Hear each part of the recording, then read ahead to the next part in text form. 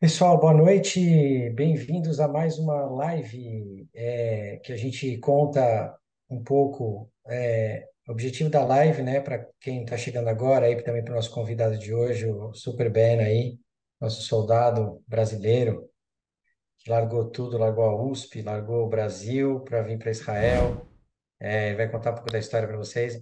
Queria contar para vocês, esse projeto começou justamente porque os brasileiros, quando começa uma guerra, ficam perdidos, né? Porque a gente não, assim, quem chegou depois não teve oportunidade de ir para o exército, e aqui a gente sabe que todo mundo faz alguma coisa, todo mundo tem alguma missão, uma função, todo mundo foi soldado, e a gente que fez LA, a gente ajuda de outras formas, fazendo churrasco, então a gente fala um pouco umas palavras, traz convidados, traz para dar uma fortalecida na gente. Graças a Deus a gente também já acabou se acostumando com essa guerra, né? Também já caiu um pouco no costume, né? A gente sempre se acostuma a todo e, e é isso. Aí eu queria contar, eu sempre começo com uma historinha, alguma coisa. Eu queria primeiro falar um pouco do rei Salomão, né? Que eu li uma história para meu filho e foi bastante interessante. Que conta que como que o rei Salomão ele ficou sábio, né? Qual foi a história dele? A história dele foi o seguinte: ele teve Deus apareceu para ele num sonho. Conta que ele jejuou tipo, 30 dias antes. Ele estava querendo uma coisa, ele queria uma. E a Shema apareceu para ele, Deus apareceu para ele no sonho. E perguntou para ele: Salomão, o que você quer?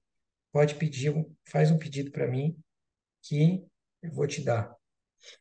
E o Shlomo Amelech, o rei Salomão pediu sabedoria. Aí, de uma certa forma, Deus ficou bastante surpreso com ele, porque tipo, a pessoa, geralmente ela vai pedir ou dinheiro, ou poder, ou coisas mais sabedoria, uma coisa que você vai, tá bom, você sabe. E aí que você sabe? Você vai saber. E aí, é bom você saber tudo? É bom você ser o mais sábio? É bom isso? Então, a chefe ficou bastante surpreso com ele. Falou assim: Olha, como você não me pediu as outras coisas, eu também vou te dar isso e vou te dar isso também. Então, ele ficou sábio, ficou rico, ficou poderoso. Agora, a pergunta não é essa que eu quero trazer aqui. A pergunta é a seguinte: se qualquer pessoa aqui é acordada durante a noite, né? A gente está dormindo, a gente é acordado durante a noite e pergunta para a gente o que você quer. Então, assim, a pessoa vai pedir o que ela está mais precisando. Por exemplo, se a pessoa está precisando de dinheiro, ela vai pedir dinheiro. Acha, me dá dinheiro para pagar minha dívida. Se ela está querendo um filho, que ela já casou e não tem filho, ela vai pedir um filho. Se ela quer os filhos dela estão querendo casar, ela vai pedir aquilo. Então, o que que eu queria trazer que o Shlomo Amelech, o que ele tinha na cabeça dele? Ele tinha essa ansiedade por saber, ele tinha a busca pelo conhecimento, ele tinha essa vontade. Então, quando chegou a hora de noite para ele, acordado, perguntado para ele o que ele queria, a primeira coisa que ele veio na cabeça dele foi a sabedoria, porque ele estava em busca disso. Ele estava em busca do saber, ele estava em busca do conhecimento. Essas lives que a gente faz, eu vou falar, para mim está sendo muito legal, porque a gente aprende com todo mundo. Quem é o sábio? Aquele que aprende com todo mundo. A gente já trouxe psicólogos, rabinos, pessoas que estão 40 anos em Israel, cada um acrescentou, né? Isso era uma coisa que eu queria falar. Outra coisa que eu queria falar também, antes de liberar para o Ben, né? Esperar mais um pouco as pessoas chegarem, é sobre um personagem bastante interessante que apareceu nessa semana, que é o Yosef Atzadik. Conta que Yosef Atzadik, ele era o 11º irmão, ele tinha 10 irmãos antes dele. E ele foi odiado pelos irmãos, até que os irmãos planejaram um atentado terrorista contra ele e jogaram ele num buraco. E o Yosef Atzadik, ele, ele era um menino de 17 anos, quando que os irmãos estavam fazendo um complô contra ele. Porque eles tinham uma dúvida, porque antes dele, tipo, tinha os tios, o Esav e o Yaakov, sempre assim, nascia irmãos, um não prestava. Essa era a história. Caim matou Abel, e depois veio Avraham, Ismael. Então, assim, sempre na história teve um irmão que não prestava. Então, eles falaram, opa, opa, eles falaram, quem é o irmão que não presta? Ele. porque também ele era o filho de uma mãe, era o único filho de uma mãe, depois nasceu mais um irmão para ele, o Binyamin, que era um filho da Rahel. Então eles mesmos se fizeram um complô e jogaram no buraco. Eles queriam matar ele, mas no final, né, jogaram no buraco. E aí o Yosef, ele ficou no buraco que tinha, a Torá conta que tinha cobras e escorpiões dentro do buraco. Até que ele foi pego de lá por uma caravana de Ismaelim e venderam ele ele foi ser escravo do Potifar, um general do Egito. Aí o que aconteceu? Lá ele foi assediado sexualmente, quer dizer, assediado, a mulher do Potifar queria, ele era um jovem, 17 anos, bonito, incrível, e ele foi assediado pela mulher dele, que no final ela não conseguiu o que ela queria e ela mesmo assim acusou ele de assédio e ele foi preso por 12 anos. Ele ficou na cadeia 12 anos. Essa é a história do nosso Yosef Hatzadik. Aí o que aconteceu? Ele ficou preso e quando ele saiu milagrosamente, porque ele interpretou o sonho do. Tinha duas pessoas presas com ele, que era o padeiro do faraó e o copeiro do faraó. Os dois também foram presos. Um porque achou uma mosca no pão do faraó e outra achou uma mosca no copo do faraó. E os dois foram. Aí você pergunta, mas a mosca, você não controla uma mosca dentro do copo. É verdade. Por isso que o copeiro foi solto e o padeiro ele foi morto. Essa é uma das explicações. E o Yosef, ele interpretou o sonho, quem ia viver antes e quem ia morrer, dentro da cadeia. Aí o faraó teve dois sonhos, ninguém conseguiu interpretar os sonhos. Aí o copeiro lembrou que existia o Yosef, que estava na cadeia, que ele interpretava sonho. Aí quando o faraó chamou ele, foi buscar ele na cadeia e falou assim, você quer interpretar o sonho? Ele falou, não, eu não. Falou, quem interpreta os sonhos, quem dá a explicação dos sonhos é Deus. Só que aqui é muita coragem, porque você tirou o cara da cadeia, ficou 12 anos lá na cadeia, e ele falou na cara do faraó que o faraó achava que ele era Deus. Ele falava para todo mundo que ele era Deus. E como isso? Porque ele não ia no banheiro. Nunca ninguém viu ele indo no banheiro, porque ele ia de madrugada no banheiro. Então ele falava, eu não vou no banheiro, eu sou Deus. Assim eles imaginavam, tal. E ele também fazia outras coisas. Então ele se intitulava Deus. Então quando Yosef chegou e falou, olha, desculpa, mas tem Deus. E ele já ficou meio assim. Ele deu a interpretação do sonho e ele gostou. Falou, ó, Yosef, agora estou vendo que você... O sonho foi o seguinte, o faraó sonhou com sete vacas magras e sete vacas gordas, e as vacas magras, elas comiam as vacas gordas. E aí tinha outras espigas de milhos, sete espigas de milhos boas e sete espigas de milhos fracas, e as comiam as outras também. E aí o Yosef deu a interpretação que eram 7 anos, iam vir 7 anos de fartura para o Egito e 7 anos de fome para o Egito. Que o faraó, isso que ele sonhou duas vezes, significa que Hashem vai colocar isso à prática agora. Que o faraó precisa nomear alguém urgente, uma pessoa sábia que vai conseguir estocar comida. E aí o faraó, obviamente, falou assim: agora que você falou isso, não tem ninguém melhor que você para isso. E aí ele subiu e ele foi vice-rei do Egito. Assim foi a história de Yosef Hatzadik. Ele foi vice. Agora vem a parte interessante, é onde eu queria chegar, que vai dar um resumo para a gente, vai dar uma fortificação para a gente. É o seguinte, ele passou, depois que ele foi vendido, ele tinha 17 anos, aí ele subiu para o Egito, aí lá ele ficou 12 anos na cadeia, quando ele tinha 30 anos, ele saiu. E aí a pergunta é, depois que ele saiu, ele ainda ficou 9 anos com o faraó. E o pai dele, os irmãos falaram que ele tinha morrido. Eles pegaram um casaco do Yosef, molharam no sangue de cabra. Por que sangue de cabra, não sangue de boi? Porque, alguém sabe? Não, é porque o sangue de cabra é o mais parecido com o sangue de humano.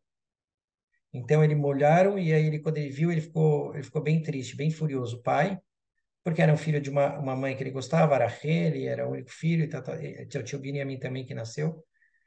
Mas, enfim, Aí o pai, esses 9 anos, a pergunta é por que ele não avisou o pai que ele estava vivo?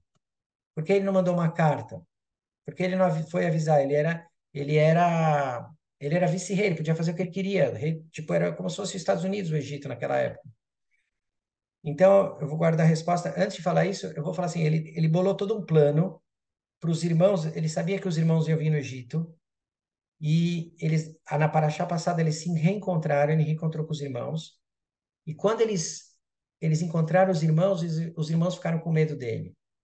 Ficaram com medo dele. E aí ele falou assim: quando ele se revelou, ele falou o seguinte: não fiquem com medo. Sabe por quê? Porque não foi vocês que fizeram isso. Deus teve um plano para tudo isso. O mundo ia passar por fome e eu tinha que chegar aqui onde eu cheguei.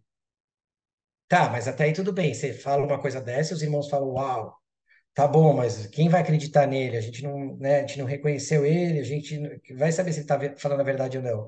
Sabe como eles descobriram que ele estava falando a verdade? Porque ele não fez nada contra os irmãos. Nunca. Porque se ele avisasse o pai que ele estava vivo, ele teria que explicar toda a história, como ele chegou lá. Só que como ele fez esse plano todo, ele mandou trazer o pai para lá. O pai também, eles foram avisar que o Yosef estava vivo. Eles trouxeram o Yaakov para o Egito e lá eles falaram. O Yaakov, a hora que reencontrou, ele entendeu também toda a história. Então, o motivo principal que ele não avisou o pai era porque ele não queria que o pai amaldiçoasse os irmãos. Ele não queria que o pai ficasse bravo com os irmãos. Olha só que loucura que é a história de Yosef Atzadik. Yosef Atzadik foi jogado no buraco pelos irmãos que queriam matar ele. Ele sofreu pra caramba. Foi jogado na prisão injustamente. No final, ele sabia que tudo tem um plano. Então, assim, o que a gente quer saber dessa história? E por isso ele chama de tzadik. O tzadik, uma pessoa que é tzadik, é o sábio, ele sabe que existe um plano. Ele sabe que não é o vizinho que está cutucando ele. Ele sabe que não é a mulher que está enchendo o saco dele. Ele sabe que não é o filho que está fazendo isso. Ele sabe que não é o Hamas que está fazendo isso. Ele sabe que não é os nazistas que estão fazendo isso. Ele sabe quem está fazendo isso. Agora, o porquê que está fazendo isso, a gente não sabe. Mas no final, tudo vai se. Yosef estava preso, ele virou vice-rei do Egito. Então, a mesma forma que o que a gente está passando agora, a gente não sabe, não tem como explicar. Por que que Deus está fazendo isso? Não sei. Eu vou explicar a Deus? Lógico que não. Mas eu sei o que está na minha mão é acreditar que isso é para o bem e que a gente vai sair daqui com uma coisa boa, a gente vai sair daqui com um presente. Só para terminar, Bé, dá mais um minutinho, eu só vou passar a palavra para você. Está todo mundo querendo saber o que acontece em Gaza. E, pessoal, vamos evitar, na hora das perguntas, vamos evitar perguntas assim quantos, isso aí não, quantos você matou, isso aí não, tá? Vamos tentar não chegar nessa, isso aí a gente deixa para depois. É o seguinte, você sabe que tem um zoológico na Argentina, que lá você tira foto com os leões, tipo, você entra, dá comida pro leão, tipo, o leão é domesticado. E aí perguntaram, o cara trouxe fotos, né? Daí perguntou, mas como assim o leão? O leão é leão, o leão é o rei da selva, como assim?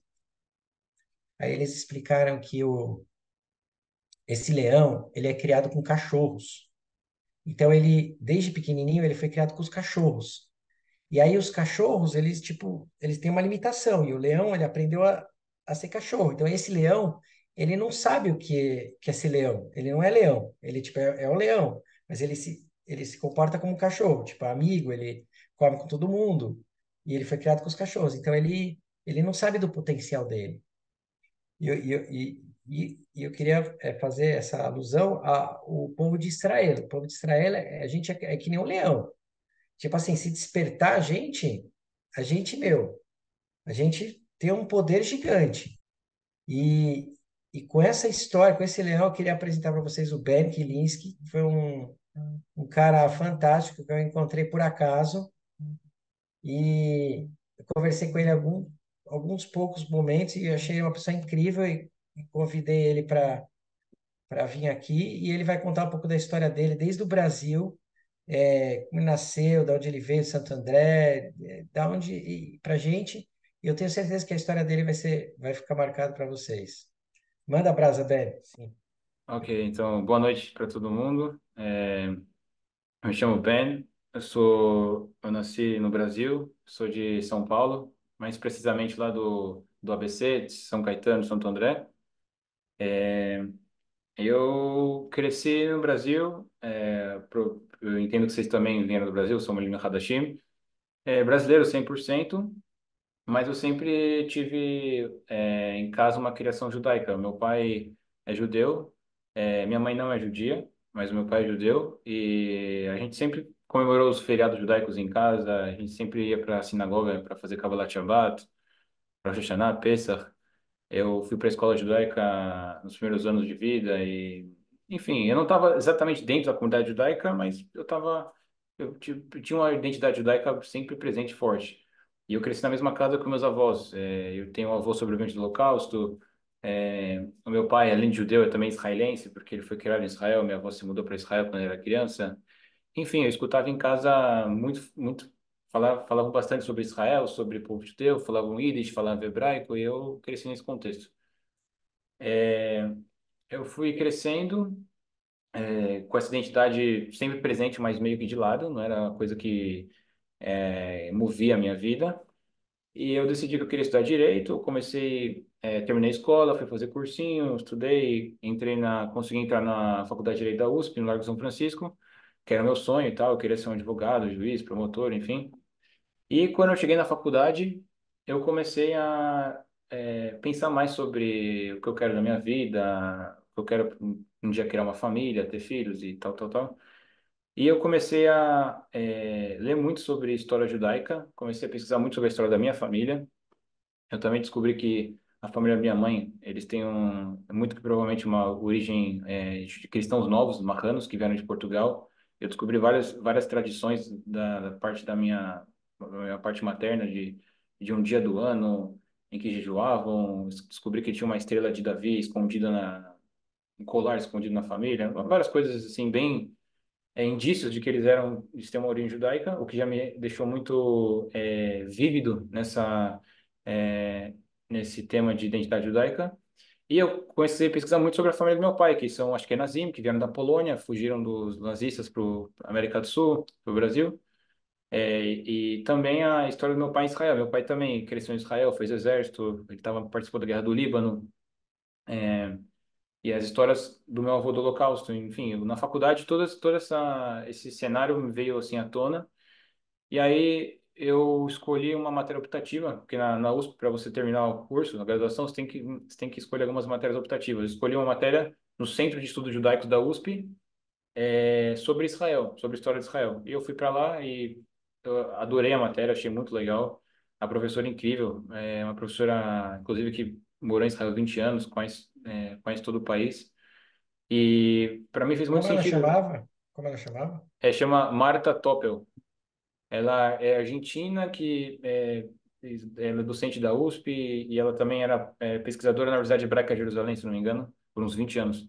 E foi uma matéria sobre história de Israel, história contemporânea, sionismo. Eu achei incrível a matéria, achei muito legal. Assim, eu tive nota máxima, ela queria me chamar para fazer pesquisa e tudo mais. E nessa matéria eu meio que tive esse insight, né? Esse insight de que, opa, não é que eu sou inteligente, é que meu pai é israelense, entendeu? Eu fui criado nesse contexto, então é natural que eu saiba a história de Israel, eu saiba todas as coisas. Então desceu a ficha de que eu realmente não sou brasileiro, mas também uma parte de mim é israelense e parte do povo judeu. Então, um amigo meu da faculdade, judeu, ele falou, puxa, mas você nunca foi para Israel, você tem que conhecer Israel. E ele falou para mim sobre Taglit, que tinha uma viagem para ir para Israel, conhecer. Eu achei muito legal. Fiz o Taglit, vim para Israel. Peguei umas férias que tinha na faculdade, tava fazendo estágio no tribunal, peguei férias do tribunal por umas semanas. Cheguei em Israel, me identifiquei totalmente com o país. Eu via as pessoas andando na rua, eu me sentia parte disso, mesmo que eu não falava hebraico. Eu escutava as crianças falando hebraico, eu ficava emocionado. Eu via televisão, noticiário em hebraico, jornal em hebraico, soldados na rua, nas ruas, né? Eu falava, nossa, isso é incrível, porque Lá no Brasil, assim, parece que eu não tenho com quem conversar, entendeu? Parece que eu saio de casa, vou conversar com alguém na rua sobre Israel e parece que é outra realidade. Quando eu estava no ensino médio, teve a guerra aqui em Israel, Tzuk Eitan, né, em 2014, que Israel entrou na faixa de Gaza. E eu, como representante da comunidade judaica na escola, que era um colégio não judeu, todo mundo caía em cima de mim perguntando sobre o que está acontecendo, por que que vocês estão matando os palestinos e blá, blá, blá, e blá, blá, blá. E eu sempre tentava, assim, explicar a situação, um pouco da história do país e tal. E em Israel, não. Em Israel, as pessoas na rua são da mesma, a mesma tribo, tá todo mundo no mesmo time, né? Então, me senti muito mais pertencente aqui. E aí eu voltei para o Brasil, no Tagrita, isso em 2019, primeira vez que eu vim para Israel. Tinha 23 anos, nasci em 97. E decidi fazer aliar. Eu falei, não tem mais por que ficar no Brasil. Eu vou ser aqui advogado, juiz, o que for.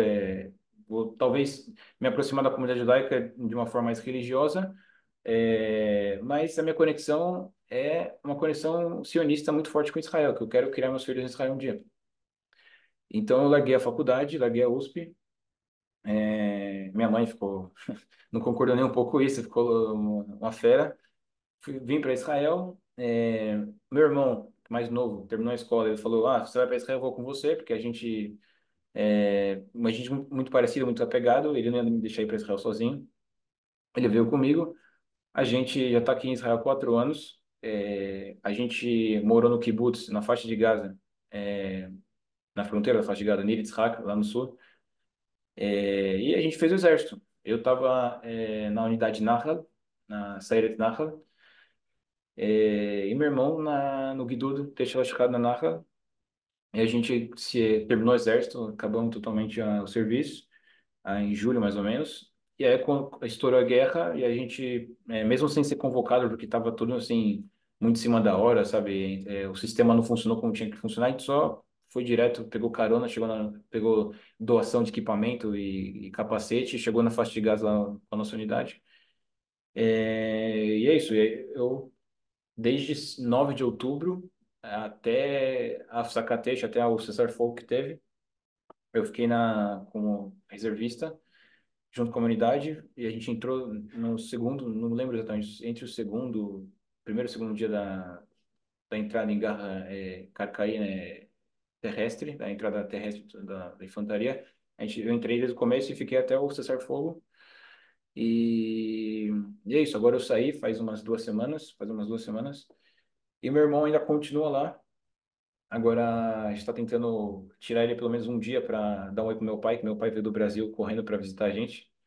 E meu pai está aqui, então a gente está tentando dar um jeito de, sei lá, meu pai ir na fronteira, dar um abraço nele, dar uma motivação. Então, vamos esperando a resposta. E é isso, basicamente a história. É, o que eu gostaria de.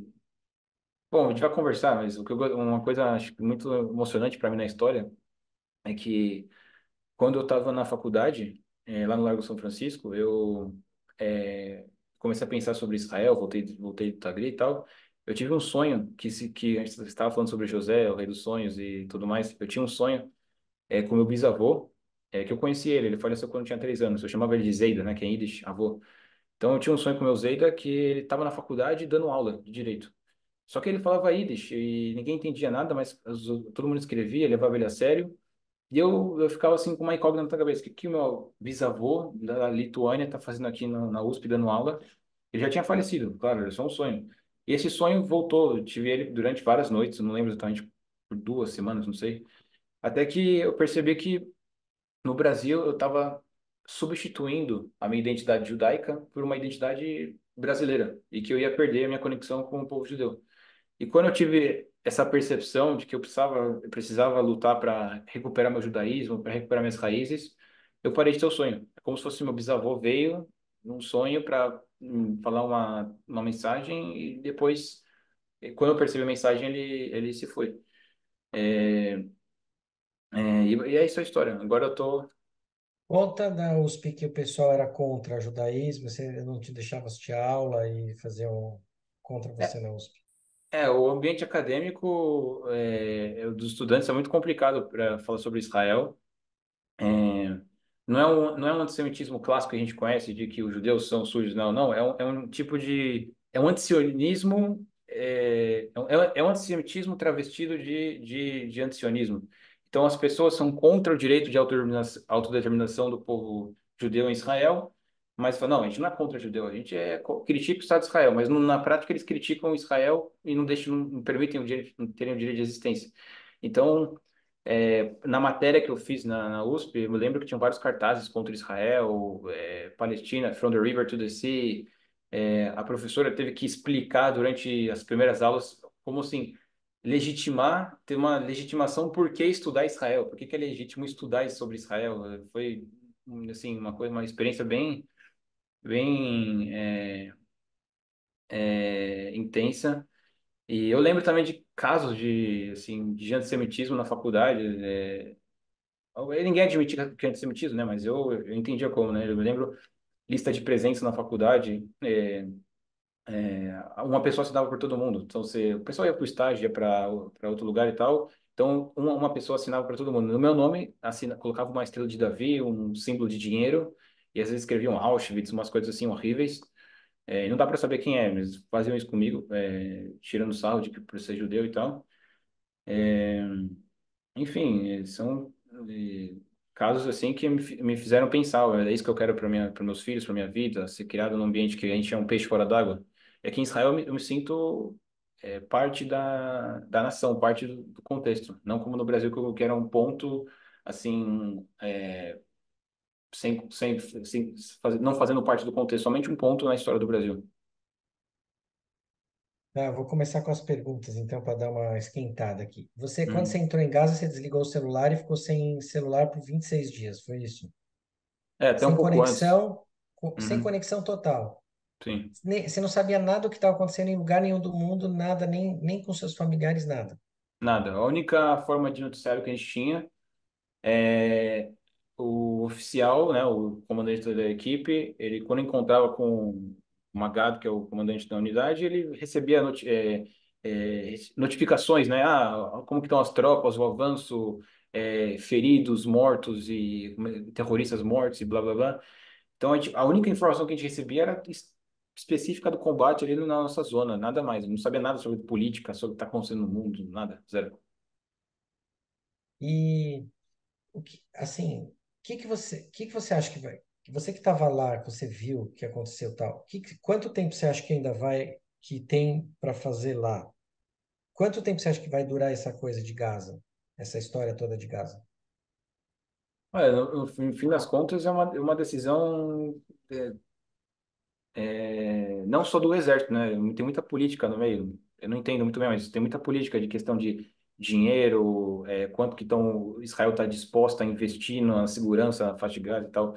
Mas se você pensar somente militarmente, se você pensar de uma forma fria do exército, acabar com o Hamas e tirar toda a possibilidade do Hamas, toda a força, todos os mísseis, todos os morteiros, tudo que eles têm, e neutralizar os terroristas e trazer os sequestrados de volta para casa, não vai acabar muito cedo.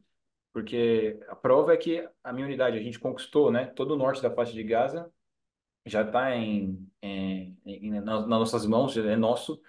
Só que ainda tem terrorista que sai de túnel que a gente não sabe, que não conhece e mata soldado ainda, entende? Então, é nosso, mas não é.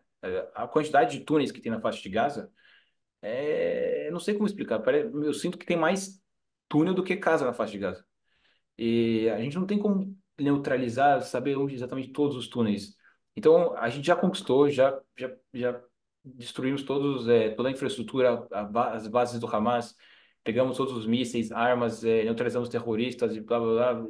E ainda assim tem terrorista que aparece e mata soldado, né? Um amigo meu agora faleceu, anteontem, fui no funeral.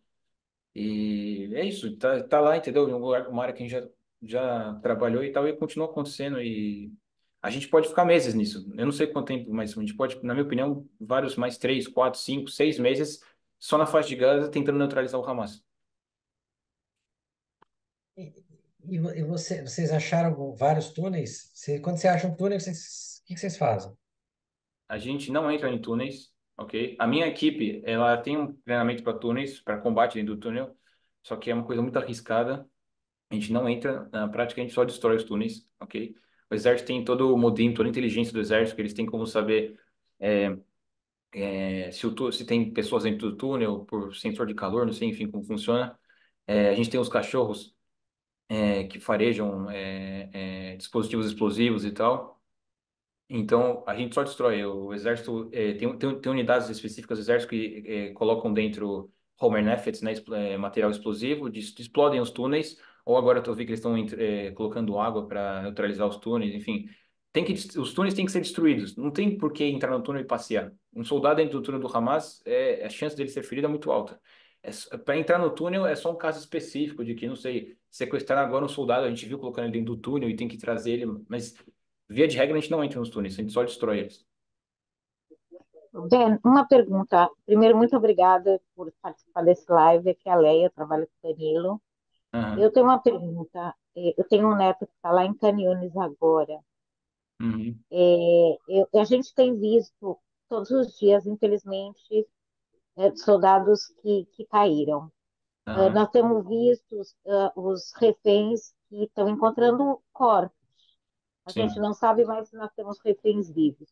Como sim. está hoje o astral, a moral das tropas?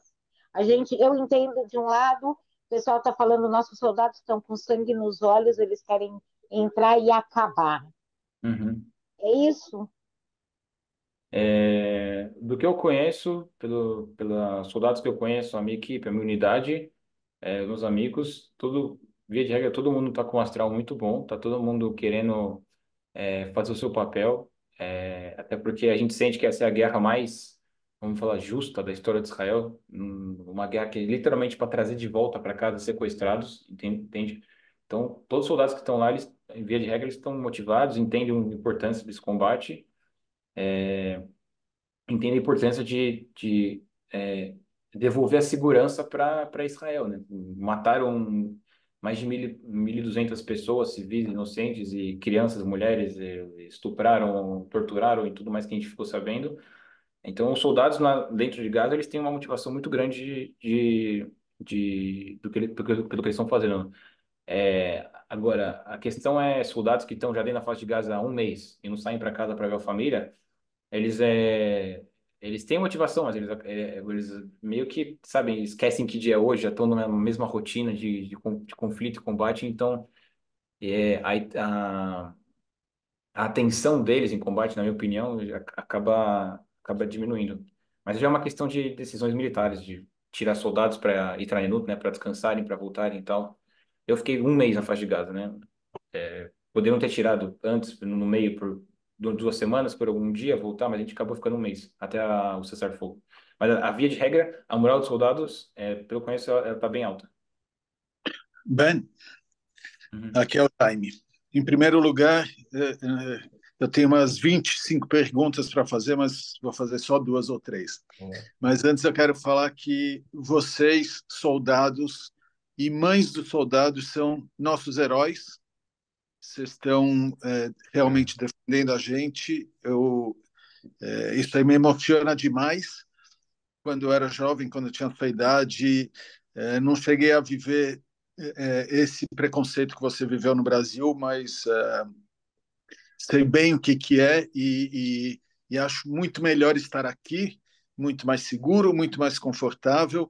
Também tenho o mesmo sentimento que você de que aqui é o nosso lar, mas acima de tudo, infelizmente, eu nunca tive a coragem, nem o empenho, nem nada que me fizesse vir defender o país.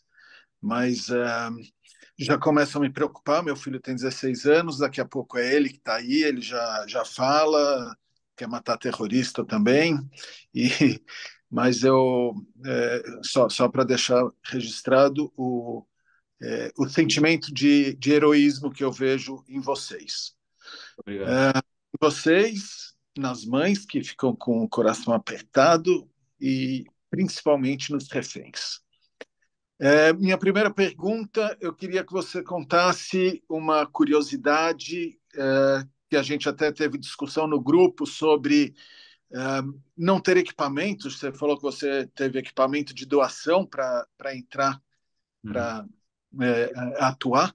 E para a gente isso aí é uma coisa assim, mas como assim o exército não tem equipamento tal?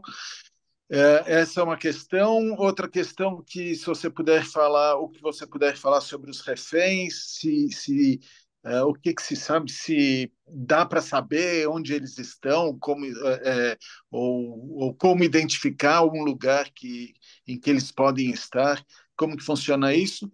E só mais uma pergunta de um equipamento que eu vi alguma vez, de lançar uma espuma dentro dos túneis e soltar fumaça para saber como que é onde que sai. Não sei se isso aí é coisa de 007 ou se existe mesmo.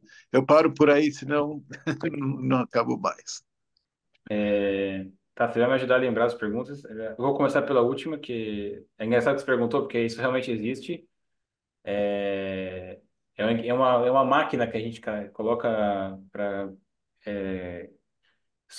imprimir para colocar um tipo de ar assim Gestim Sagolo, cor roxa, é um ar roxo que você coloca dentro do túnel e ele se espalha pelo túnel e aí 200 metros sai uma fumaça roxa e você sabe que o túnel tem uma saída ali, tem uma entrada e uma saída. Então você espalha isso por toda a região. Isso existe, só que a gente não usou. Podem ser que outras unidades usaram, a gente não usou porque a gente, primeiro, tem que carregar esse negócio, ele pesa uns bons quilos. A gente já tava carregando metade do mundo nas costas, estava carregando 40% do peso corporal. E, né, e a gente também não queria entrar nos túneis. A ordem não era para entrar nos túneis e correr risco de se ferir, de morrer lá. Então a gente não usou isso, mas existe. Não é pensa que não é uma coisa de James Bond, é uma coisa muito simples. Se você injeta ar num túnel de colorido, você vai sair o ar do outro lado da rua onde tem o túnel, entende? A outra pergunta dos reféns, Dos reféns e dos equipamentos doados. sim, dos reféns, a gente não encontrou reféns no norte da faixa de Gaza. Se a gente tivesse encontrado, vocês teriam visto no noticiário. O que a gente encontrou eram indícios de locais que os reféns tinham sido sequestrados e eles foram mantidos lá no começo até serem levados para o sul da faixa de Gaza, onde está a maior parte dos terroristas. No geral, o norte da faixa de Gaza, esse um mês de combate que a gente teve, foi um combate muito rápido e com poucos terroristas. A gente não encontrou muitos terroristas. A maior parte dos terroristas fugiu ou largou as armas e entrou no meio dos civis, dos palestinos, para tentar escapar para o sul. E os lugares que a gente encontrou que possivelmente os sequestrados estavam já tinham sido evacuados. A gente encontrou indícios de sequestrados, sei lá, coisas de cabelo, talvez, levaram para teste de DNA, encontraram indícios, né? A camiseta é escrito em hebraico, essas coisas. É, e eu creio que os sequestrados estão no sul da faixa de Gaza. Falaram que talvez eles estavam no Líbano e passaram para outros lugares. Eu não sei. Me parece que eles estão no sul da faixa de Gaza. E me parece que o Hamas não sabe onde todos os sequestrados estão. Eu não acho que eles estão mortos, eu acho que eles estão vivos. Talvez assassinaram alguns deles, mas eu acho que eles estão vivos, sim, acredito, quero acreditar. E como os civis palestinos, a Zatem, entraram em Israel, não só o Hamas, não só como soldados do Hamas, né, a Nurba, que chama, né, o comando do Hamas, eles levaram para tudo quanto é lugar. Então, e o Hamas não tem comunicação. Todo toda cache, todo walk-talk que o Hamas usa na faixa de Gaza, a Força Aérea já sabe onde eles estão e explodem o local. A Força Aérea vem e acaba com o local. Então, eles não têm muito o que saber. Eles estão dentro dos túneis, escondidos, sem contato muito com o mundo exterior. Se eles estiverem sequestrados, pode ser que o Hamas comece a negociar com Israel e eles não sabem onde está todo mundo. Então, eu Entendi. acredito que eu acho que eles estão vivos, ou pelo menos parte deles. E sobre equipamentos, que você perguntou, né? Sobre Começo, você falou que você pegou equipamento de doação e foi para o combate, É, né? então, o exército de Israel, desde que eu me alistei, assim, eles se preocupam com tudo, né? Eu, como soldado solitário, recebi ajuda para aprender hebraico, para moradia, para alimentação. O salário dos soldados solitários é mais alto e tal. Aumentaram o salário dos soldados nos últimos anos e tal. Só que a questão logística do exército, de equipamentos e tudo mais, é uma questão muito problemática. Durante o treinamento, você recebe um equipamento velho, de anos atrás, e quando você acaba o treinamento e você está no Shiruta Sadir, que você já está formado e está pegando fronteira ou fazendo missões na Cisjordânia, você recebe equipamento bom. Agora, quando você vai para o Miluim, para o serviço de reservista, aí o equipamento a sorte, né? Você tem vestimentas sem colete à prova de balas, que falta capacete, coisas antigas, cada um compra por si. Porque pensa que é um exército do povo. O exército de Israel tem que suprir equipamento para 500 mil de soldados. Então, é uma logística muito grande e nem sempre tem dinheiro. E a gente abre, né, pelo que eu entendo, a gente abre o Taktiv, as finanças do Estado de Israel para a guerra, quando tem guerra. Então, antes de ter guerra, o Estado de Israel não está investindo bilhões em equipamento. Investe no que é necessário para defender o país. Então, o domo de ferro, investe nas unidades especiais, investe no básico para defender as fronteiras, mas não investe em todo o dinheiro. Então, eu peguei equipamento de doações, capacete, peguei joelheira, luva, peguei colete à prova de balas, tudo isso consegui de doações aqui no centro de Israel, de americanos e blá blá blá e tal. E cheguei lá na faixa de Gaza com já tudo pelo menos com arma. A arma foi a única coisa que eu não peguei de doação, pelo menos isso aceitaram. Uhum, É, é isso. entendi. Ok, obrigado. O Ben, eu sei que tem bastante gente, mas por que você escolheu Nahal? Explica um pouco o que é Nahal aí para o pessoal. Nahal, conta um É, pouco. ok, Nahla é uma unidade, é uma das 5 unidades de infantaria do Exército de Israel. Então você tem Golani, Tanhanim, Nahal, Kivati e Kfir, ok? Todas elas são a mesma coisa, não tem nenhuma diferença. Antigamente era diferente. Antigamente o Golani era a mais antiga, o Tzanahanim era de paraquedistas, hoje já não, ninguém mais usa isso, ninguém pula de paraquedas hoje. O Kfir, quando foi criado, era para Cisjordânia, só para os territórios da Cisjordânia, hoje é uma unidade normal. A Nahal. A Nahal era uma unidade mista de homens e mulheres de kibbutzim que iam para as fronteiras do país para trabalhar na Haklaut, na agricultura e também defender o país. Hoje, o exército padronizou a uniforme, é a mesma coisa.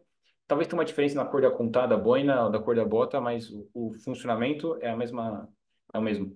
Dentro da unidade Nahal, dentro da unidade Tanhanim e Golani, a gente tem os Guidudim, ok? Que são as tropas comuns, a massa da unidade. E você tem a tropa de elite, as forças especiais da unidade. Que eu tava nas tropas especiais, que é a Sayeret da Nahal, e meu irmão tá na tropa comum, no Guidudo. Porque eu tô na Sayeret e ele não. Para entrar na Saet, você tem que fazer um gibush, tem que fazer uma prova física de uma semana muito intensa para testar esse potencial.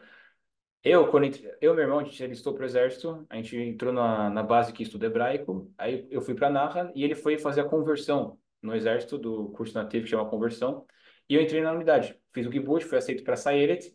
Quando ele acabou a conversão e foi para a unidade Narra, falaram que ele não podia fazer o gibush para entrar na Sayeret comigo, porque não podem ter dois irmãos juntos numa unidade de risco.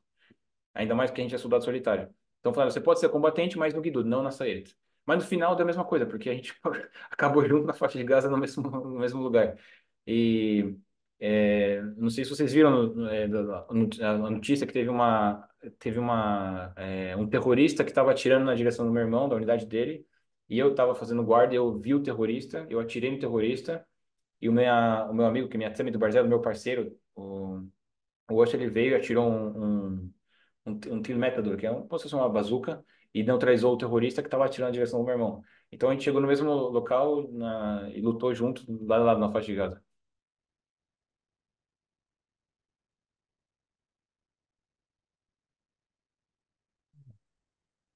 E aí, pessoal, mais uma pergunta? Eu tenho uma pergunta pesada. Ok. É, como vocês veem a morte de um outro soldado, ou a de vocês mesmos, que estão lá no risco? É alguma coisa assim muito natural, é aceitável, porque para paz é uma coisa inadmissível, né? Então, por isso nós ficamos com o coração extremamente apertado, com medo. Mas como que é para vocês isso? É, sim, graças a Deus, nenhum dos meus amigos próximos, fora esse que agora, infelizmente, tombou em combate, dentro do conflito, nenhum amigo meu tombou em combate. Então, durante o meu um mês dentro da faixa de Gaza, tiveram vários feridos, mas eu não vi ninguém morrer, graças a Deus. Esse meu amigo que tombou agora em combate, ele continua na faixa de Gaza porque ele fez curso para ser oficial, ele virou comandante e tal, e a minha equipe terminou o exército. Eu peguei essa perda do cientista de uma forma meio que ignorando, sabe? Difícil de aceitar que ele não está com a gente, que ele faleceu. Para mim é como se ele estivesse vivo ainda. E eu, sabe, eu chorei muito pouco. Eu fui no funeral, triste, mais pela família dele, mas para mim é como se não tivesse acontecido. Parece que não, é difícil aceitar. E aí eu fui dormir, e aí eu comecei a ter dor no estômago, dor de cabeça. Meu corpo começou a, sabe, reagir de uma forma quase que como, você não quer, você está forçando seus sentimentos para fora, tá suprimindo seus sentimentos, então fisicamente o corpo reage. Então você se sente péssimo. Eu tô me sentindo muito ruim assim fisicamente.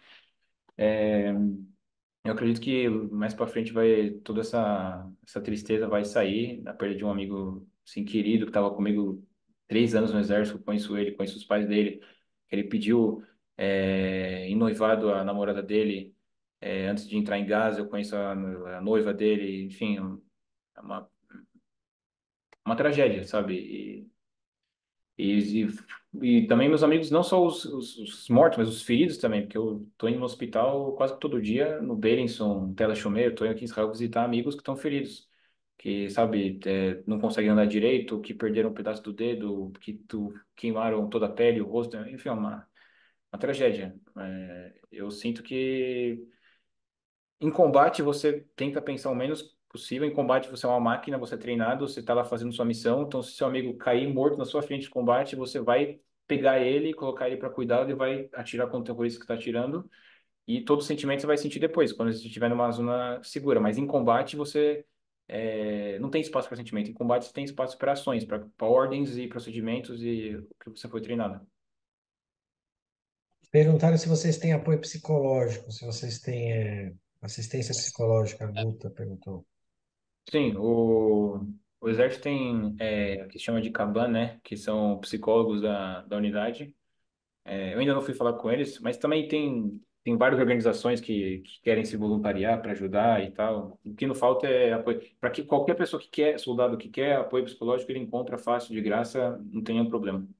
É outra, porque também se você tiver um soldado surtado, o soldado está com medo, ele vai atrapalhar todo mundo, tem que tirar ele imediatamente dali, né? Da cena. É, O cara se abalou, teve um chilique, teve um, não sei, não dá. Você está no meio de uma guerra. Agora a guerra não é. É o que você falou, você tem que ser treinado para receber ordem, ser um robô e fazer o que tem que fazer. a Não gente, a tem gente, hora para.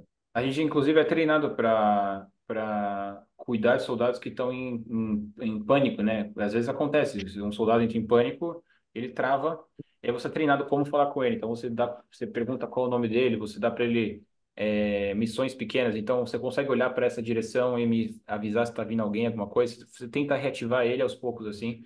E aconteceu, no 7 de outubro, vários soldados ficaram em trauma, porque imagina que você acorda com 300 terroristas na entrada da base e vocês são 20 soldados. Entendeu? Vários soldados ficaram em pânico. E a unidade Narra, ela fez um papel essencial. Por acaso, a Narra pegou, cuidou da região do sul da faixa de Gaza. A gente nunca está na faixa de Gaza, a gente sempre está em Jenin, Shem, né, Nablus, nas cidades lá que tem mais terrorista. Na faixa de Gaza é fronteira, não tem terrorista. Então, por acaso a gente estava lá. E mesmo com 17 soldados que morreram no 17 de outubro, eles neutralizaram centenas de terroristas e tem histórias de heróis de Israel lá. Inclusive, drusos que são da unidade, que estavam com a gente, que mataram terroristas e salvaram civis e protegeram Israel e tudo mais. São histórias incríveis. Ben, você tá de férias ou você vai voltar para lá? Eu tô de férias, tipo, eu fiz o serviço de reservista, ontem eu acabei e agora eu tô em casa até eles me chamarem. Então, se acontecer, eu não sei, se entrarem no Líbano ou se precisarem de mais soldados na faixa de Gaza, então eles podem me chamar a qualquer momento, mas por enquanto eu tô em casa por tempo indeterminado. Eu tenho uma pergunta é, específica. Gostaria de saber, mas quando você das minerotas, essas minerotas que estão jogando água, como é que tem certeza que lá não tem rato-fimo? Entende? Como é que se sabe que essa minerar pode estourar? Porque você falou que não vai arriscar o soldado a entrar. Mas como é que sabe que lá dentro não tem gente nossa?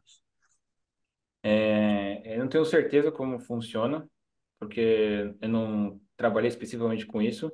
O meu trabalho era encontrar o túnel e neutralizar os terroristas em volta, mas não cuidar da destruição do túnel. Mas o exército tem como saber isso. Eles têm sensores de calor que tem como se identificar quantas pessoas tem no túnel. Então, eu lembro que a gente chegou num túnel que eles sabiam que tinham 17 terroristas dentro do túnel. Como que eles sabiam? Porque eles têm sensores, eles têm... a gente pode colocar a câmera dentro do túnel, passar robô. Eu também fiz treinamento de um robô que você pode colocar dentro do túnel e com câmeras identificar... Enfim, não precisa colocar um ser humano dentro do túnel para saber se tem pessoas lá. Você tem mil e uma formas de fazer isso. E via de regra, os túneis estão vazios. São vários. A quantidade de túneis é tão grande na faixa de Gaza que a maior parte são vazios. São túneis que o Hamas usou e estão vazios. Então o exército só chega, descobre e destrói o túnel para não ser usado mais. Legal. Pô, cola cavote para você, cara. Cola cavote. Obrigado. A Meu gente fica irmão, orgulhoso. Sério mesmo. A gente eu, fica eu acho que orgulhoso de gente junto. eu acho que amanhã Obrigado. todo mundo pode falar um Teilim aí para um salmo para tentar libertar o irmão dele lá para vir visitar o pai dele. Acho que isso é uma ajuda Uhum. legal. Uhum. E, Pera, eu queria que você terminasse com alguma coisa otimista aí, falar alguma coisa para a galera, falar que nosso exército é o melhor do mundo, que os nossos soldados são os melhores do mundo, são pessoas humanas, são gente como o Ben, um cara que saiu da USP, que veio dar a vida dele por Israel. É, Olha, eu não sei quando vocês vieram para Israel, mas antes da guerra, Israel estava passando por um momento muito difícil, muito dividido, com protestos e eleições, foram 4 eleições em 2 anos. E com a guerra, pelo menos uma coisa boa que saiu é que o povo de Israel se uniu. E eu acho que eu nunca vi o povo de Israel tão unido desde que eu nasci. Então, são pessoas se voluntariando, doações, quem era a favor ou contra a reforma, todo mundo correndo para se alistar para ir para o exército, sabe? Direita, esquerda, cima, baixo, seja quem for, na faixa de Gaza, eu tive com soldados de todos os tipos diferentes, religiosos, não religiosos, todo mundo junto, unido para proteger Israel, porque essa é a nossa casa. Então, eu não sei, eu não sou rabino, eu não sou estudioso disso, mas parece que é como se fosse uma lição. A gente estava passando por um período assim de quase que uma guerra civil em Israel, todo mundo contra todo mundo, e aí a gente leva essa pancada e agora a gente está aprendendo a lição que é a gente é um povo, que a gente tem que estar unido, que a gente não pode dar o luxo de, sabe, parar com essas besteiras, essas divisões internas e se unir. Então, é, pensa que o povo de Israel é tão unido que ele está disposto a entrar na faixa de Gaza e ir até o fim para trazer de volta os sequestrados e tá todo mundo nessa junto. Não seja quem está em casa e não pode ajudar, então manda doação ou vai ser voluntariado, ou dando palestra, ou conversando, explicando para o mundo, fora do mundo o que está acontecendo. Todo mundo, todo judeu no mundo, fora, dentro de Israel, dentro, fora do exército, está todo mundo junto tentando ajudar de alguma forma. O que é uma coisa bonita. Eu não lembro a última vez na história do povo judeu que isso aconteceu, essa união bonita, tão incrível que está acontecendo. Então, acho que essa é a mensagem da guerra. A gente tem que estar unido, a gente tem que se ajudar, a gente é irmão. Obrigado, Ben. Obrigado mesmo aí. Foi muito bom. Queria te agradecer de verdade, estar protegendo a gente. Você está lá dando sua vida pelo povo de Israel. E eu acho que é a maior mitzvah que você pode fazer. E isso te colocou num nível muito alto de judaísmo, de ser humano. E Obrigado. você está protegendo 10 milhões de pessoas aqui dentro. Está protegendo não só os 10 milhões, mas como todo judeu do mundo. Porque se a gente cair, acabou Israel. Você sabe disso. Então, obrigado. Pessoal, boa noite. Obrigado por todos vocês estarem aí. A Obrigado gente pela se encontra na oportunidade. próxima, a gente se encontra na próxima live.